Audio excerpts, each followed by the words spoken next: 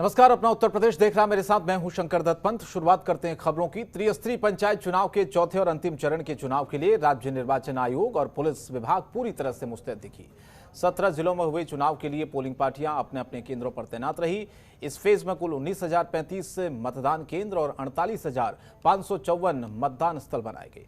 17 जिलों में 14,111 ग्राम पंचायत के प्रधान पद के लिए 1,14,400 उम्मीदवार मैदान में हैं। आपको ये बताएं कि मथुरा, अलीगढ़, कौशाम्बी, बांदा, शाहजहांपुर, संभल, कुशीनगर, बहराइच, बस्ती, फर्रुखाबाद, सीतापुर, अंबेडकर नगर, हापुड़, बुलंदशहर, गाजीपुर, मऊ और सोनभद्र जिले में अंतिम चरण में वोट डाले गए। तो मतदान किस तरह से आज हुआ, ये तस्वीरें आपको हम दिखा रहे हैं। 6 तस्वीरें हैं। अंबेडकर नगर की है पहली तस्वीर और सीतापुर की दूसरी तस्वीर है, जहां पर पोलिंग बूथ पर आज लंबी लंबी लाइनें दिखी। कुशीनगर में लोगों ने सोशल डिस्टेंसिंग के साथ वोट किया।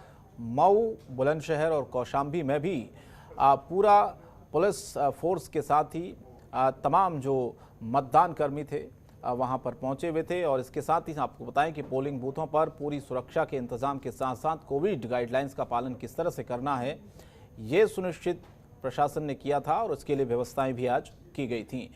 हालांकि कोरोना काल के बीच में भी लोगों ने खूब उत्साह दिखाया वोटिंग को लेकर। खासतौर पर सीतापुर और मऊ में आप देखिए वोटरों की लंबी लंबी कतारें।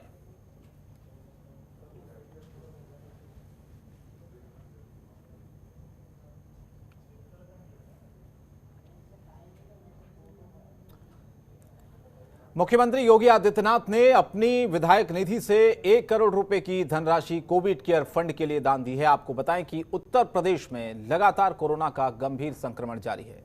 प्रदेश के कई जिलों में ऑक्सीजन की किल्लत, अस्पताल में बेडों के लिए मारामारी देखने को मिल रही है। सीएम योगी आदित्यनाथ से पहले प्रदेश सरकार में मंत्री ब्रजेश पाठक सहित कई नेता अपनी विधायक निधि से सहयोग कर चुके हैं। विपक्ष से भी सपा प्रमुख अखिलेश यादव ने अपनी सांसद निधि से 1 करोड़ रुपए सहयोग के रूप में दिए हैं। इसी बीच सीएम योगी ने कोरोना की जंग में आयुर्वेद चिकित्सकों की भी फौज उतारने की तैयारी कर ली है। जानकारी के अनुसार सीएम के आह्वान पर प्रदेश में 5,000 आयुर्वेद डॉक्टर भी कोविड मरीजों को अपनी सेवा देंगे।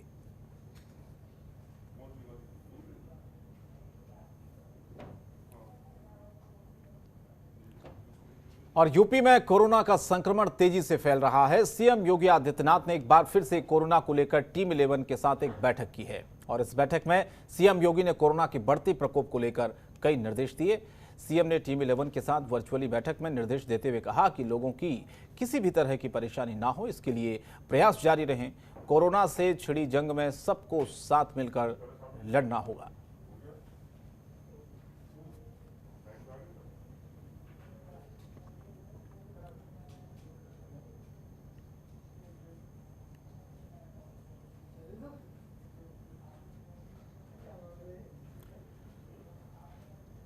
मुख्यमंत्री योगी आदित्यनाथ ने टीम 11 के साथ ये बैठक के जिसमें अधिकारियों को ज़रूरी दिशा निर्देश भी दिए गए कि कोरोना से किस तरह से जंग लड़ना है, क्या व्यवस्थाएं हैं प्रदेश में, खास तौर पर वेंटिलेटर्स, ऑक्सीजन और साथ ही साथ अस्पतालों में बेड्स की कमी ना हो और हर मरीज को इलाज सही तरीके से मिल सके।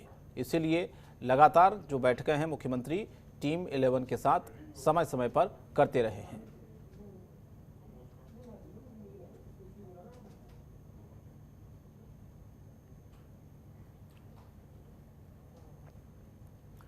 और यूपी के अपर मुख्य सचिव स्वास्थ्य अमित मोहन प्रसाद ने प्रदेश में कोरोना महामारी से बचाव के बारे में जानकारी दी। आइए सुनाते हैं आपको क्या कहा उन्होंने।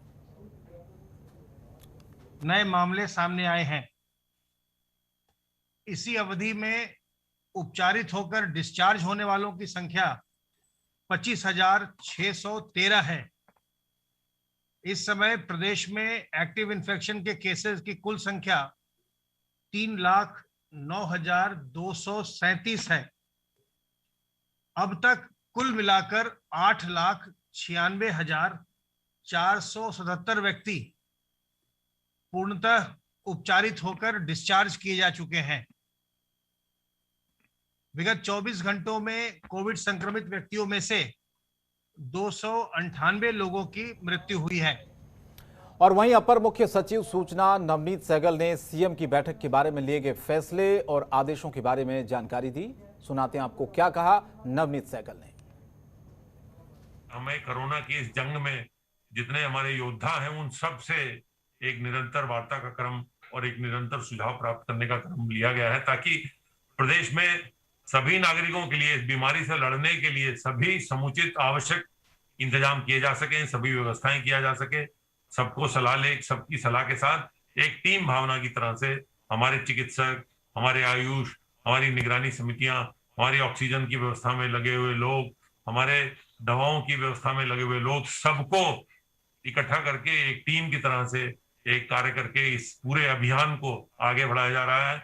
और जो हमारे संक्रमण की संख्या है वो उसमें जो गिरावट आनी शुरू हुई है, ये एक अच्छा संकेत है। इसी व्यवस्था के लिए सब एकजुट होकर इस युद्ध में लड़े और सबसे ज्यादा भूमिका नागरिकों की है।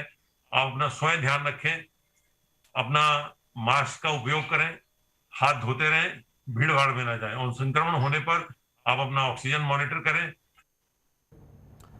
पंचायत चुनाव के दौरान ड्यूटी पर लगे कई कर्मियों की मृत्यु की खबरों पर कांग्रेस महासचिव और यूपी प्रभारी प्रियंका गांधी ने ट्वीट किया है। कांग्रेस महासचिव प्रियंका गांधी ने ट्वीट करते हुए कहा है कि यूपी पंचायत चुनाव में ड्यूटी में लगे लगभग 500 शिक्षकों की मृत्यु की खबर बहुत दुखद और डरावनी है। चुनाव ड्यूटी करने वालों की सुरक्षा का प्रबंध लचर था तो उनको क्यों भेजा। सभी शिक्षकों के परिवारों को 50 लाख रुपए का मुआवजा व आश्रितों को नौकरी की बात की।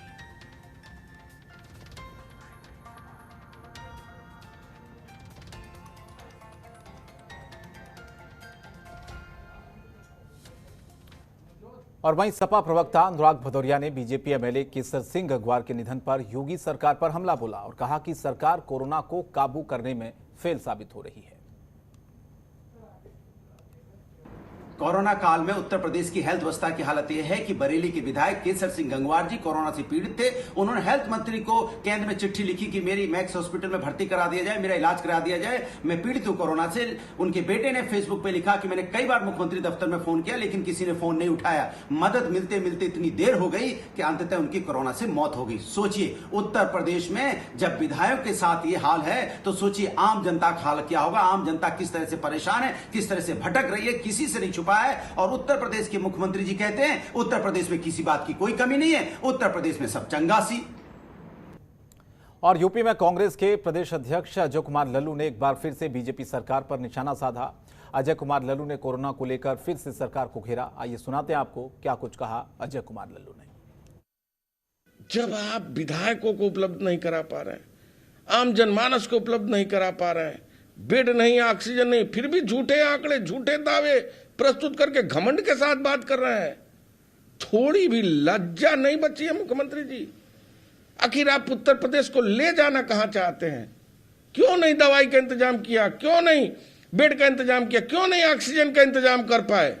आपके जो प्रमुख सचिव हैं गृह वो कह रहे हैं क्या कि इतना ऑक्सीजन कभी उत्तर प्रदेश में आया नहीं, पर्याप्त मात्रा में व्यवस्था है। पूछना चाहते हैं कि क्या इतनी जरूरत कभी पड़ी है?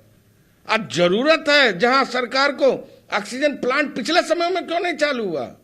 सारे बंद पड़े रहे, लोग मर रहे हैं, तड़प रहे हैं, और आप कह रहे हैं कि इतनी ज्यादा ऑक्सीजन आज उपलब्ध हम करा रहे हैं। क्या करा रहे हैं आप देश के लोगों के साथ, उत्तर प्रदेश के लोगों के जान जीवन के साथ खिलवाड़ कर रहे हैं। कितने आईएएस मर गए, अभी राजस्व परिषद के अध्यक्ष मर गए।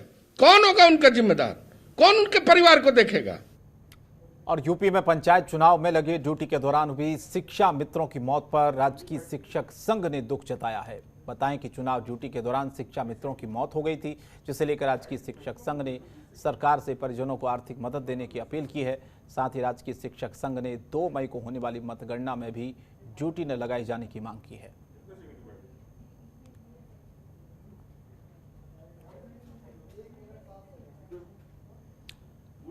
लखनऊ के बाबा साहब भीमराव अंबेडकर केंद्रीय विश्वविद्यालय में कोरोना संक्रमण का बम फूटा है। सोशल मीडिया में विभागवार 47 शिक्षक और बाकी स्टाफ के संक्रमित होने की सूची वायरल होने के बाद ही विश्वविद्यालय प्रशासन की ओर से इसे आधिकारिक सूची न होने का दावा किया गया।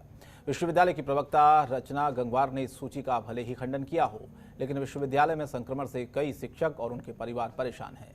विश्वविद्यालय में प्रशासन की ओर से ऑनलाइन पढ़ाई के साथ 50% स्टाफ ही बुलाने के निर्देश दिए हैं।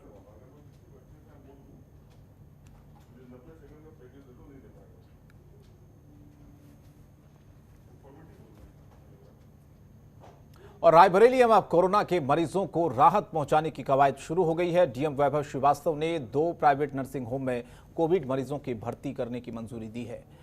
जिले में वृत्तांत अस्पताल और सिटी नर्सिंग होम में अब कोरोना मरीजों को इलाज मिल सकेगा। यह बेहद ही राहत वाली खबर है, क्योंकि जिस तरह से जिले में कोरोना के मरीज बढ़ते जा रहे हैं, उसी तरह अब ये अस्पताल मरीजों को राहत भी देगा।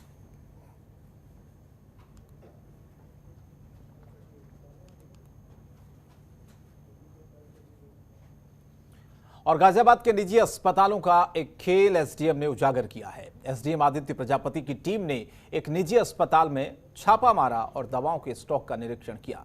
आपको बता दें कि निजी अस्पताल के पास रेमडेसिविर दवा के बावजूद केमिस्ट वाले मरीजों को रेमडेसिविर दवा नहीं दे रहे हैं, जिसका खुलासा एसडीएम ने किया। तो आप देखिए किस तरह से रेमडेसिविर होने के बावजूद भी नहीं मिल रही है, और अगर कोई दे रहा है तो उसको महंगे दामों पर बेची जा रही है। तो गाजियाबाद में एसडीएम ने ये छापा मारा, जिसमें रेमडेसिविर इंजेक्शन वहां पर मिले, लेकिन जब जानकारी मिली कि रेमडेसिविर इंजेक्शन वहां पर नहीं दिए जा रहे हैं ज़रूरतमंद मरीजों को, और इसीलिए डीएम वहां पहुंचे, पूरी तरह से निरीक्षण किया, जायजा लिया और आगे से हिदायत दी कि अगर दवाइयां हैं, इंजेक्शन है, तो उसको मना कोई नहीं कर सकता है। खबरों के निष्पक्ष विश्लेषण के लिए सब्सक्राइब करें Jantantra TV and press the bell icon. Never miss any update.